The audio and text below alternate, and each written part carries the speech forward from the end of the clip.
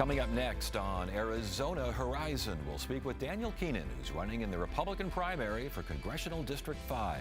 Also tonight, Arizona joins California and Nevada for a new plan to conserve Colorado River water.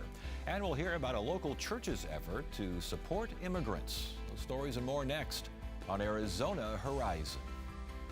Arizona Horizon is made possible by contributions from the Friends of Arizona PBS, members of your public television station.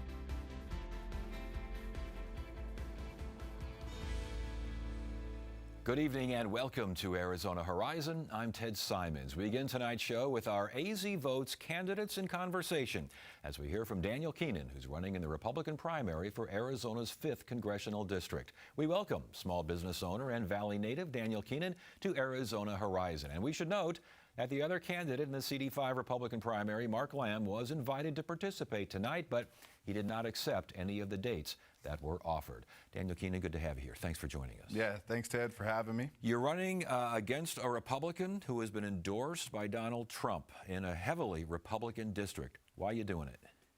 Listen, I'm born and raised in the 5th District. It means everything to me.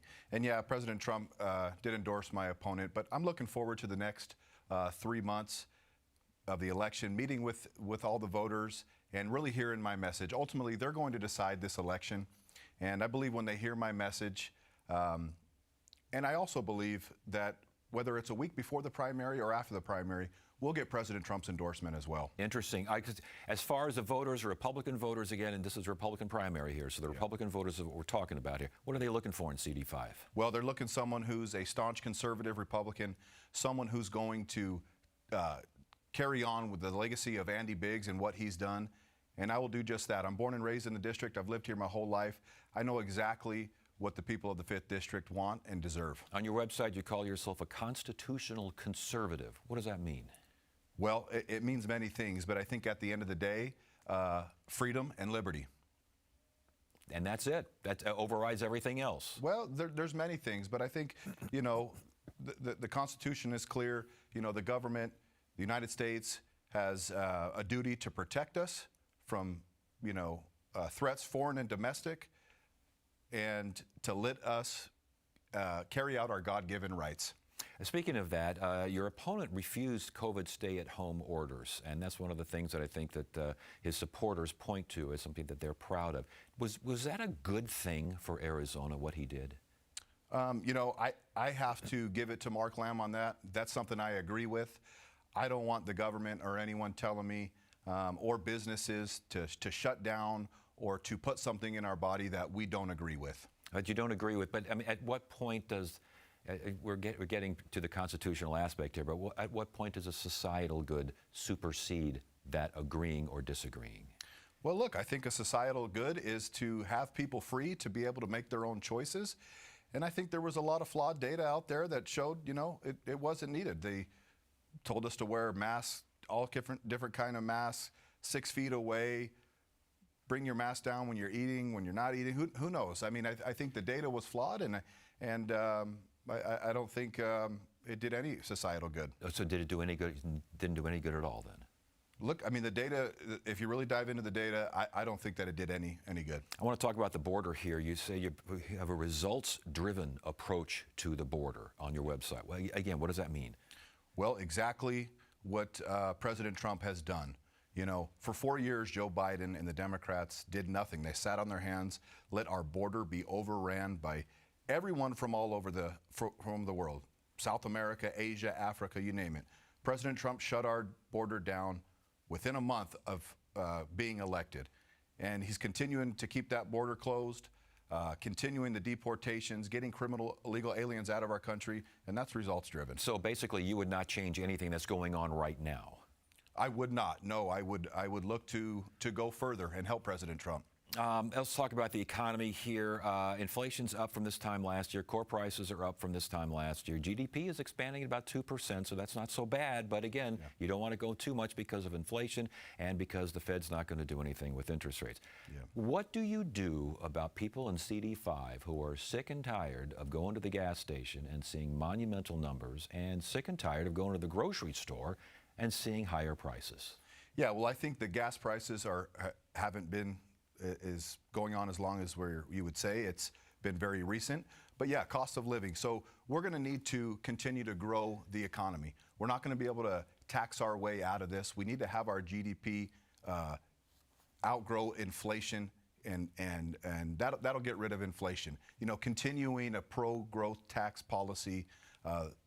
The Big Beautiful Bill addresses a lot of that. So I would look to continue on the Big Beautiful Bill and go further with President Trump. But the gas prices may not have been going on as long as Sick and Tired would suggest, but maybe tired of the gas prices as they are? I mean, it started with the Iran war. It's not getting any better out there.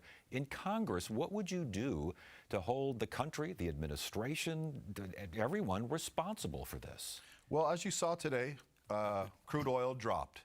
And, you know, nobody likes high gas prices, right? I believe this is going to be a short-term problem. You see the UAE is potentially leaving OPEC and going to triple their production. You see what President Trump did in Venezuela. They're now back online, producing up to 1.2 million barrels a day. And so I think this is a long-term strategy with President Trump, getting rid of the bad actors. We don't need to rely on oil from Iran. We can produce all the oil in America right here. So hang on, pay the price, because that's what the president says. He says, don't complain about this because it's going to get better. You say the same thing. Well, I'm not saying don't complain. I do trust our president that it will get better. And if you listen to the White House, Epic Fury has closed, and they're looking to wrap that situation up rather quickly. And I trust in the president and his administration. And do you agree with the way the war has been processed over there, the Iran war? Look, I trust President Trump. Time after time, he's proven that he can carry out a targeted operation or strategic strikes to precision. Again, I think this is a win for the entire world, taking out a terrorist regime that has killed thousands and thousands of people all over the world, the #1 sponsor of terror in the world, and it helps our allies in the region and makes the world safer. Absolutely, I support our president. So you think the country, the U.S. right now, is in better shape? Yeah, we're in better shape than we were before the war started. Well, anytime you have the world's largest leader in terror on their knees and having to come to the negotiating table, and them recently saying they're not going to produce nukes, I would say yes, we're in a better position. Tariffs, do you agree with the president's tariff policies? I do agree with them, and here's why. You know, I hear many skeptics say tariffs are bad. You can't tariff the rest of the world. Well, if that's the case, why are they giving us tariffs? Sometimes to the tune of double or triple of what we charge them. So look, recently, a couple weeks ago, the White House announced that manufacturing jobs are coming back into America. Thousands and thousands of manufacturing jobs are coming back into America. And yeah, I do agree with the tariffs, and I see the long-term vision on that. So you think, you would agree Congress is supposed to be in charge of some of this stuff, supposed to approve these kinds of things. If you were in Congress, you would okay the president's tariff policy as we have seen it so far? Well, you can say that Congress is supposed to be taking care of this, but for the last 20, 30 years, they've allowed us to get ripped off. And so, yeah, I'm thankful President Trump has taken the bold stance to end the rest of the world from ripping us off. I'm a businessman, and I can respect that. As a businessman, have tariffs affect your businesses? Have they affected what you do? What I do is I build homes all across the East Valley. Hundreds of homes for the people of Arizona. It has not impacted me. Has the immigration policy impacted you? It has not. So you've found the workers. You're not a shortage of workers, shortage of supplies, these sorts of things. No, that's another lie. I think that's gone on for so long, saying that Americans won't do the job that immigrants will do. You know, the problem is you got companies that are hiring illegal aliens and undercutting Americans to do the job. Americans will do the job. They just got to be given a fair wage and not get undercut by illegal aliens. So far, it sounds like you're very supportive of Donald Trump, President Trump. Yeah. Congress right now, to a great degree, Republican majorities in Congress are basically just letting the president, the executive in this case, have his way. Is that a good balance, do you think? Well, I think Congress is there to represent their constituents, and I would say 77 million plus Americans voted for President Trump because they trust him, and I support him and carrying out his administration and his policies that he's doing. Last question before you go, and we appreciate your time and appreciate you being here. You're basically asking Congressional District 5 voters to vote for you and not your opponent. Yeah. Why? Well, I can tell you right now, Mark Lamb cannot be trusted. As you see, he's not here tonight. He's at his ranch in Tennessee, where he just bought his ranch and moved his entire family out there. And if you look at his website right now, it says he's planting roots in Tennessee. Well, I know where my roots are, where they've always been and where they always will be, and that's the 5th District of Arizona.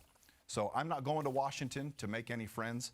I'm going to Washington to fight for our families, bring down the cost of living, make home affordability a reality again for working class families. Daniel Keenan, again, Republican candidate in Congressional District 5, the Republican primary. Good to have you here. Thank you so much. Thank you, Ted. Yeah, appreciate it. And our next AZ Votes Candidates in Conversation is set for Tuesday as we hear from candidates running in the Democratic primary for Arizona's 8th Congressional Districts. That's Tuesday, May 12th, 5 p.m. and again at 10 p.m. here on Arizona Horizon. And a reminder that all episodes of Candidates in Conversation are live streamed on YouTube at AZPBS Now and can be viewed as well at azpbs.org.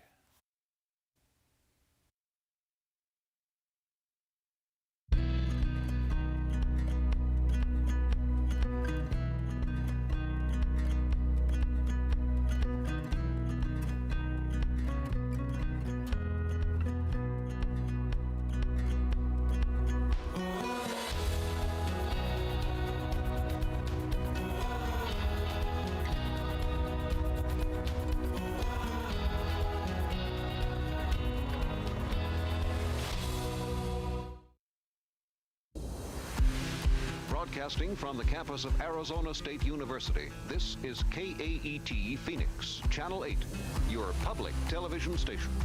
You're watching Arizona PBS.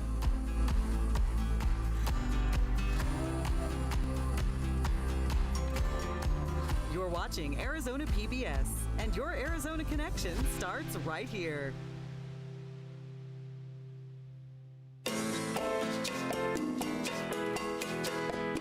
Hi, I'm Catherine Anaya, host of Horizonte, the groundbreaking program that has served as a platform for Arizona's Latino community for more than 2 decades. Latinos care about issues across the board, just like everyone else. There's a lot of diversity in thought and opinion. We just need to make sure parents understand the value in having multilingual students. We like to hear our voices heard.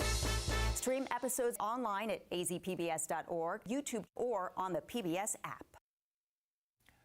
Arizona recently joined California and Nevada in proposing increased conservation measures to reduce the use of Colorado River water. It's a 2-year plan that would mean cuts to CAP deliveries, but could also very well be necessary to keep the canal from losing most of its water. To learn more, we welcome Sarah Porter, director of ASU's Kyle Center for Water Policy. Good to see you again. Thanks for joining us. This is a new plan. How has this worked? Is it a proposal? Has it been submitted? What's going on here? It's a pretty well fleshed out plan. What makes it different is it's a plan that's being offered by just 3 states. As you'll recall from previous discussions, there are 7 states that share water from the Colorado River system. And for several years, those 7 states have struggled unsuccessfully to come up with new operating guidelines that they could all agree on. They're at an impasse. The lower basin, that's California, Arizona, and Nevada, takes one view, and the upper basin, which is Wyoming, Colorado, New Mexico, and Utah, takes another view. So now we are left without a clear plan, and what this lower basin proposal is really looking at how to keep the system from crashing for a short term, and I think to some degree, they're hoping to buy time to continue to negotiate with the upper basin. I was going to ask about that because this is a 2-year plan, and I know the idea is to get a 20-year operating plan eventually. It's supposed to be this year. We'll see how that works. Right. It's a 2-year plan to what? Bridge? To buy time? Well, it's actually a 3-year plan, but the plan is to take cuts, in other words, leave water in Lake Mead to keep the system more functional, to keep the reservoir levels up. And what makes this very different for Arizona is that the Colorado River water users, meaning cities, industry, tribes in the Phoenix to Tucson area, have junior priority. So if there were cuts that were just based on who gets cut first, the Phoenix to Tucson area's water would get entirely cut before a more senior water user experienced a cut. In this plan, California is offering to take a cut, and that is really a big deal. That certainly is a big deal. Compare this, though, to other options that we've heard about or being considered by the feds. I guess nothing's being considered too much right now by the 7 states. But how does this stand, especially when it comes to Arizona water? The Bureau of Reclamation produced a draft environmental impact statement that had scenarios in which there would be no water running in the CAP. This plan makes it much more likely that there will be not be terribly deep cuts to the CAP. The cut that we're looking at is about 27% of the water for the CAP, and that's a manageable, or it's 27%, sorry, of Arizona's Colorado River water. It's close to half the amount of water that could run through the CAP. It's a manageable cut. And it's conservation focused, correct?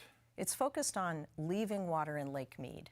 But where does conservation then come into it? We would have to do something to allow us to... Right. So whatever entities, the reality is there are some Colorado River water users who don't use every drop of their entitlements. That's good. If you're a city, that's good water management. You don't want to have to use every drop that's available to you every year. So there's a little bit of buffer there that cities can sustain, taking a little less Colorado River water. But they also do plan, some cities are going to feel like we have a lot less Colorado River water, and they're going to turn to groundwater that they've been storing up as their emergency savings accounts. So the conservation will be leaving the water in Lake Mead, not taking all the water that they're contractually entitled to. And how are the upper basin states taking this plan, especially with California making the concession that they did? Yeah. You got the 3 states now, because we've talked earlier, I mean, Colorado especially, they don't think there's any conservation measures. They don't want to be part of any mandatory conservation measures. Could this change that dynamic? It's hard for me to see how this could change that dynamic. Way back in the negotiations, the lower basin offered to take a big significant first part of cuts. They said, we'll take 1.5 million acre feet of cuts out of a total of 15 million acre feet theoretically available through the 7 states. And then beyond that, we'll share. We'll figure out a way of sharing. And the upper basin said, no, we're not willing to do that. So we're not looking at actually the agreements for the water to be left in Lake Mead under this new proposal. If everything goes the way they're proposing, it'll be very similar to the amounts that were proposed before. It's just so it's not clear if this will move the upper basin. I think this really reflects that we are in a very dicey place with Colorado River water. We've had near historic low snowpack, early heat that sort of decreases the likelihood of water turning into flows in the river, and we don't know what next year will bring. Yeah. We're in a very bad situation hydrologically. And last question, briefly, if you could. I guess the bottom line is this good for Arizona? What this agreement does is it gives Arizona its best shot at having water running in the CAP.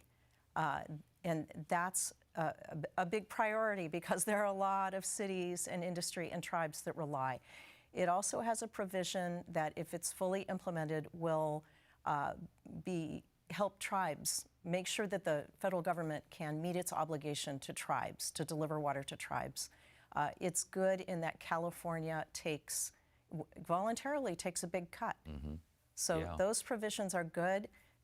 We're just in such a difficult place in the Colorado River that it's hard to look at any agreement and say, this is great, this is glorious. Well, it's all hard. Yes. It's all very hard. It keeps the really bad stuff away. It is intended to do that. It's intended to try to forestall the really bad stuff, and in that respect, it's worth a try. Sarah Porter, again, ASU Kyle Center for Water Policy. Good information. Good to have you here. Good to speak with you. Thanks.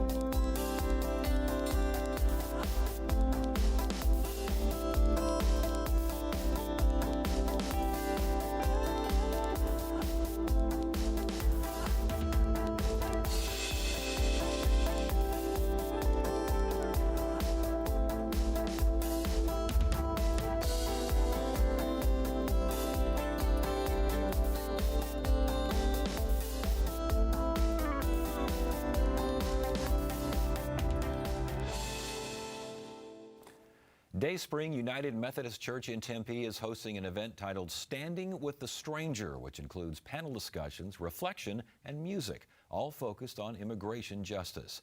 David Shilkret is Dayspring's Director of Music Ministries. He's also Professor Emeritus at ASU's School of Music. And also joining us is Evelyn Cruz from ASU Sandra Day O'Connor College of Law. Good to have you both here. Thanks so much for joining us. Thanks for having us. Yeah, you bet. David, I'll start with you. Standing with the Stranger. What is the goal of this event? Couple of goals. One is to help people understand the landscape of immigration. We tend to lump immigrants together into a big bucket. And the fact is we have all kinds of immigrants. We have people who are refugees. We have people who are seasonal workers and so on. And we're tending to treat them all alike. So we want to try to distinguish that. And we want to help people who feel frustrated with the current climate to find ways to be positive actors. Yeah, and this event will include panels, including a panel that you will be on, a panel of experts and folks offering what? Tangible ways to help? What's the goal here? Well, our primary goal at the law school right now is to make sure that individuals understand the situation that is going on with the federal statutes and the processes that are being used in the government to go after immigrants or to enforce immigration laws, whichever end you want to define it. And that event is a perfect example of what we're trying to do, which is educate the public about it. And at the same time, we are also working with immigrant groups to provide them information so they make decisions out of knowledge, not fear. What are some of the questions that you hear, that you expect to hear at the event? Questions are often about what processes are available for individuals to immigrate into the United States.